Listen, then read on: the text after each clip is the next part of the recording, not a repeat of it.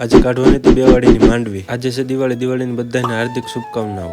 હવાર પૂગી ગયા વાડીએ, કારણ કે આજે કાઢવાની હતી માંડવી। તમને ખબર તો છે કે અત્યારે સીઝન ચાલુ છે માંડવીની, એટલે જટ દઈને કોઈ માણસો મળે નહીં। આજે મજૂરનો મેળ આવી ગયો હતો, એટલે કાઢી નાખવાની હતી આ માંડવી। અને આજે હતી દિવાળી, છતાં પણ માણસોનો મેળ થઈ ગયો હતો। ખેતી કરતા છે એને ખબર જ છે, ભાગે ક્યારેક રજા મળે, અને ઈ પણ વરસાદ હોય ત્યારે। અને પછી થ્રેસર આવી જાય છે, થ્રેસરને સરખી જગ્યાએ ફિટ કરી નાખ્યો, અને પછી કરી નાખ્યો માંડવી કાઢવાનું ચાલુ। માણસો ઓછા હતા એટલા માટે અમે 2 જણ જ રહ્યા હતા ખાલી ઓરવા, અને પછી કરી નાખ્યો ધીમે ધીમે ઓરવાનું ચાલુ। પાથરા નાના હતા પણ ધૂળ વધારે હતી, એટલે થોડાક વધારે ભારે થઈ ગયા હતા। અને પછી ટાઈમ થઈ ગયો તો બધા ભેગા મળીને 10 વાગ્યાનું ચા પી લીધું। 4 વીઘામાંથી 2 લારી માંડવી થઈ અને 5 ગાડી થઈ હતી માંડવીની। ઓછા જણા હતા છતાં પણ 12 વાગે થ્રેસર હાલી જાય છે।